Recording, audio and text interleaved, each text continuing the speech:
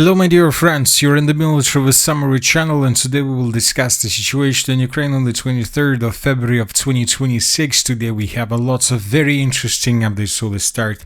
So a few hours before the anniversary of the conflict on the territory of Ukraine, and obviously these hours and the next 24 or 36 hours we will receive lots of updates, because most likely we can say that, reading quotes, both the Russians and the Ukrainians will try to surprise each other.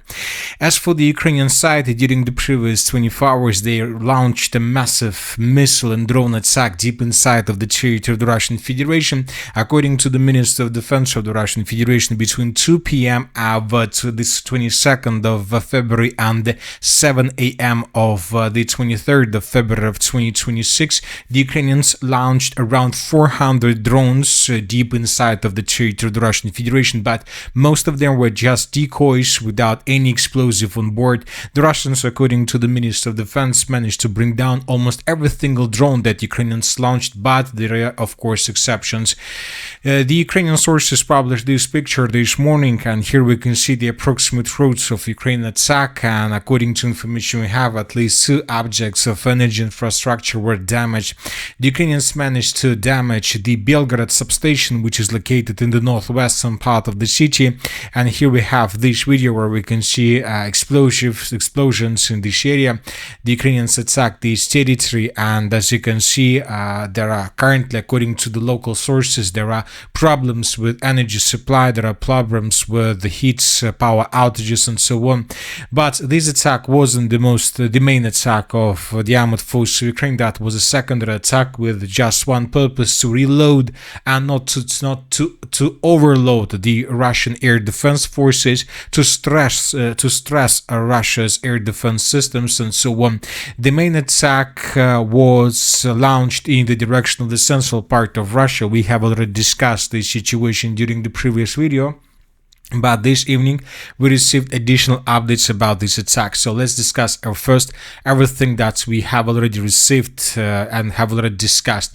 So here we can see the Russians, the Ukrainians, according to information we have, struck the NPE Skalenikina, the most powerful and important main oil pumping station of Transneft Prikamye. The station receives oil from several main pipelines, mixes different flows, and forms the main volume for export to the Druzhba pipeline, which supplies oil to Europe through Belarus and further to Poland, Germany, and the most important, Hungary and Slovakia. So basically this is everything we had by the morning of the 23rd of February of 2026, just several videos during the night, and from these videos very difficult to understand what kind of damage the Ukrainians managed to deal.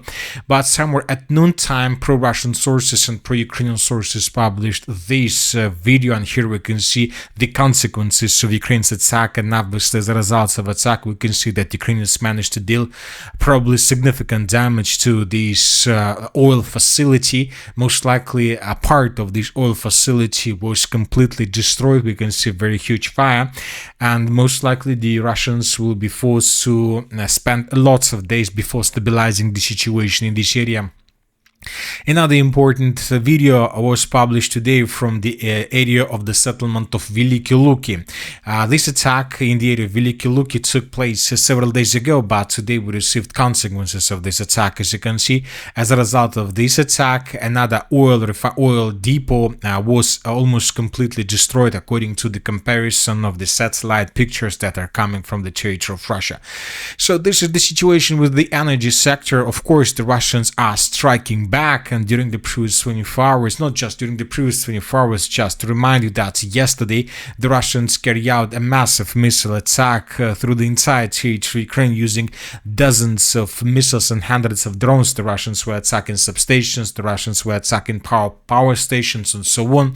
During the previous night, the Russians attacked the city of Odessa, more precisely the settlement of Chernomorsk and this industrial zone. As you can see, there are lots of substations as well that this industrial complex uses for its purposes, and the Russians with ground drones damaged and destroyed almost everything. We have pictures from this area how Ukrainians are trying to stabilize the situation. The Ukrainian sources are saying that Russians used around 28 drones to attack this territory. Most likely the Russians managed to deal also significant damage to these substations and to the energy infrastructure of this territory. And as we can see, all these things are happening before the 4th anniversary of the conflict on the territory of Ukraine. Of course, don't forget that we start receiving lots of updates from the European countries. For example, Hungary from one side has decided not to cut off electricity supplies to Ukraine, but at the same time Viktor Orban imposed additional sanctions on Ukraine, and these are the things that Ukraine will suffer during the next days until they resume fuel supply, oil supply of these two countries via the Druzhba pipeline. We will not stand idly by while the Friendship oil pipeline is shut down. We will secure Hungary's fuel supply and take necessary countermeasures until shipments resume. Countermeasures, so sanctions, sanctions, no diesel shipments from Hungary to Ukraine, and diesel is a very important part for any military force, especially when you try to carry out a counteroffensive operation. Refusal of any military loan to Ukraine, no support for sanctions. The 20 sanctions package will be rejected. And according to information we have this evening, we received the report that Hungary did everything as promised. The 20 package sanction package hasn't been confirmed and accepted by the European Union, and Ukraine haven't been approved to receive a 90 billion euro loan. But at the same time, according to information we have, the European Union has extended sanctions against Russia until February 24th. So the previously imposed sanctions were extended. So tomorrow is the anniversary, and before on the verb of this anniversary, pro-Ukrainian sources and Ukrainian politicals made lots of very important statements. Let's discuss them. Zelensky opposes troops withdrawal from Donbas and elections without guarantees. US insists on elections by summer, according to BBC. Zelensky stated that he is categorically opposed to the withdrawal of Ukrainian troops from Donbas, even if it leads to a ceasefire. Another important statement was made by the head of the presidential office of Ukraine, Budanov. We're moving slowly, but we're moving. You'll only see the end game, Budanov said on the negotiations with Russia. The territorial issue is more important to Russia than holding elections in Ukraine, said the head of the Ukrainian negotiation team. There are two options: either we end the war or we don't, which would mean a continuation of the war. So it sounds like an ultimatum from the Ukrainian side. Another important piece of news is that most likely energy sector representatives may be included in the Russian-Ukraine talks in Geneva. This may indicate a discussion of the Zaporizhzhia nuclear power plant, the Druzhba power pipeline, and the strikes on the energy infrastructure. At the last meeting, options for disengaging forces and the creating of a buffer zone with the free economic zone were discussed. Earlier at the Munich conference, Zelensky voiced options for withdrawing troops in Donbas up to 40 kilometers from the line of contact. The economic zone project in Donbas may be overseen by Trump's peace council. Such proposals were voiced during the talks. It seems that something that Russia will never accept, but who knows. And today, the commander-in-chief of the armed forces of Ukraine, Syrsky, stated that the Ukrainians during the previous days managed to improve their position significantly in the Zaporizhzhia direction and to recapture 400 square kilometers. As of the end of the 23rd of February of 2026, we have some signals and signs that indeed something is happening in the Zaporizhzhia direction, but we don't have lots of proofs that can confirm this. Now let's discuss the situation in Ukraine. We have lots of interesting updates, and of course first let's talk about the western Zaporizhzhia direction. So what we have, according to information we have, according to pro-Western sources and pro-Ukrainian sources, the Ukrainians during the previous days indeed managed to recapture a significant number of territories, and these are the maps that most of the pro-Western and pro-Ukrainian sources show these days. As for the pro-Russian sources, they don't confirm these changes, so basically we don't have even a single video that can confirm this progress on the ground. So anyway, let's wait and see what is going to be next, but because obviously it is impossible to hide this counter-offensive operation endlessly, and obviously sooner or later we will start receiving updates that will confirm this situation on the ground or not. As for the end of the 23rd of February, we have received just one video from the western part of the settlement of Ternovate. Here we can see the soldier of the 225th Separate Assault Regiment of the Armored Forces of Ukraine, and he claims that he is located in the most western part of the settlement and that the settlement is under complete and strong control of the Armored Forces of Ukraine. This video was made right exactly at this point, so as of now it's very difficult to understand whether the video was made by the AI maybe, or whether the Ukrainians were just entering the settlement. Very difficult to say, but we have signals. We have signals that most likely the map that you can see right now in front of your screen probably doesn't fit the reality on the ground. And I think that in coming days the map would be adjusted, most likely in Ukrainian favor.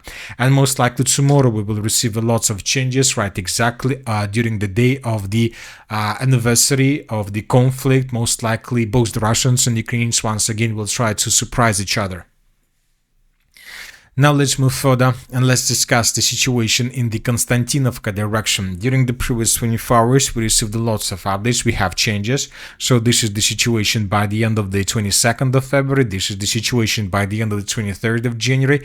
The Russians improved their positions in the southwestern part. The Russians continue bombing and attacking the central part of the city with aviation, with all the weapons they have, with all means they have, trying to break through Ukraine's defense and to improve positions. And the truth, right before we started making this video, we received a video published by pro-Ukrainian sources where we found at least 2 geolocations, and these 2 geolocations improve Russian positions on the territory of the city. So tomorrow, before the next video, we will adjust the map, and the map would be adjusted significantly.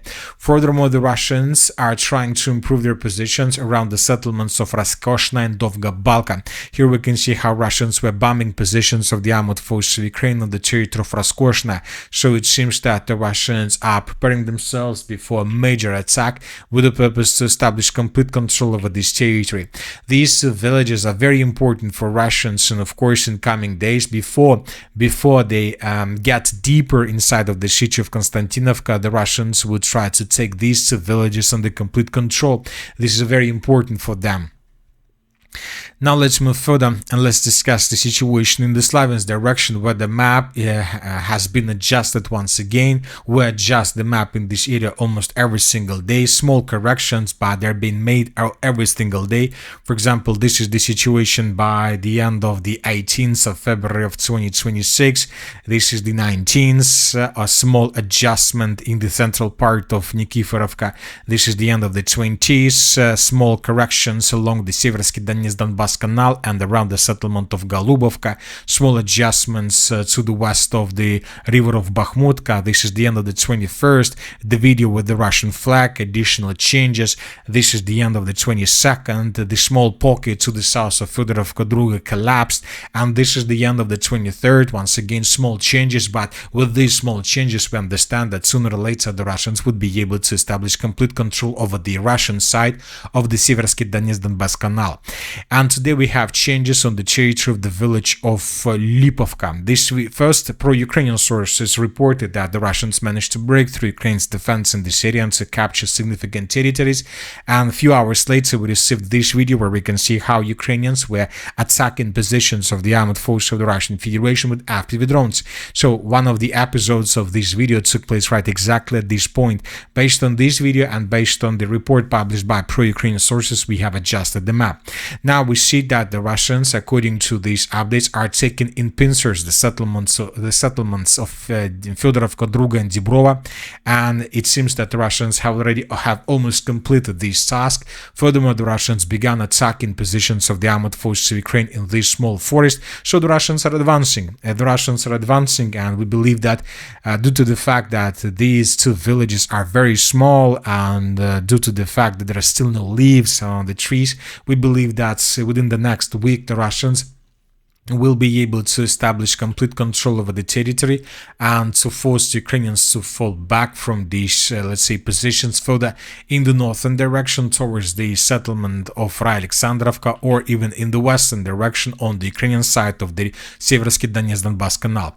And with the beginning of the battle for the settlement of Alexandrovka, everything will change, especially everything will change to the east of the city of Slavyansk. We're talking about the line between the settlements of Riznik and Krivoluka. Furthermore, we start receiving a lot of updates from this stronghold. Today we received lots of videos of how Russians were bombing this territory with artillery, which means that the Russians are attacking and the Russians have begun fighting for this dense network of the fortifications. Yesterday we also, 2 days ago, we also had the videos from this area. So the battle for the main stronghold of the settlement of Kalenniki has begun. So the battle for this territory is a very important battle, and if Ukrainians, and most likely if Ukrainians lose control over the territories, then the battle for Nikolaevka will begin. At the same time, the Russians continue their pressure towards the settlements of Stara Karavan and Brusovka. It seems that as for the winter military campaign, the battle for the territory to the east of the Seversky Donetsk-Donbass Canal is the main battle for Russians, and they're keeping advancing almost every single day, and they're tasked to get as close as possible to the heart of the Donbas Arc operation, the cities of Kramatorsk and Slavyansk, before the beginning of the spring military campaign. But according to the current situation, they are still very far from this. Most likely the Russians will be able to get the city of Slavyansk only by the end of March. So most likely our projection that by the end of the March the Russians will be able to get to the canal itself, not earlier. Now let's move further and let's discuss the situation in the area of the city of Kupiansk. Today we had a very interesting video published by pro-Russian sources from the territory of the city of Kupiansk-Узловой. This video was made by pro-Russian sources and was published by Russians. Here we can see at least 3 Russian soldiers and a dog that were moving in the most central part of the city. The author of this video claims that here we can see the Russians patrolling the situation on the ground. So this episode took place right exactly at this point. The Russian soldiers, 3 Russian soldiers, were moving along this line and they were patrolling this territory. As of now, very difficult to understand how the map should be adjusted. We have added this territory, but it seems that the Russians have stronger control, that the control was shown with this adjustment. So we believe that in coming days the map would be adjusted in this region in Russian favor. And I would like to remind you that the group of forces West stated several weeks ago that the settlement of Kupiansk-Узловой was captured by Russians. So let's wait and see, but we believe that indeed the battle for the eastern bank of the river Voskol is coming to its logical end. As for the northern directions, very interesting updates are coming from the Zaporizhzhia-Lopan direction. Since the beginning of months, lots of things were recorded in this area, especially around the settlement of Veterinarne. The Russians were bombing these multi-story buildings with aviation during these days. Furthermore, the Russians use lots of surveillance and reconnaissance drones above this territory. It seems that the Russians are preparing something for this territory. We're not talking about a major or strategical offensive operation. No, we think that the Russians are going to begin offensive operation in this area, but this is going to be a limited offensive with the purpose just to create a buffer zone and to force the Ukrainians to remove their multiple launch rocket systems deeper and further in the southern direction. As you know, the Ukrainians are bombing and attacking the city of Dnipro almost every single day with rockets, and there are huge problems with electricity.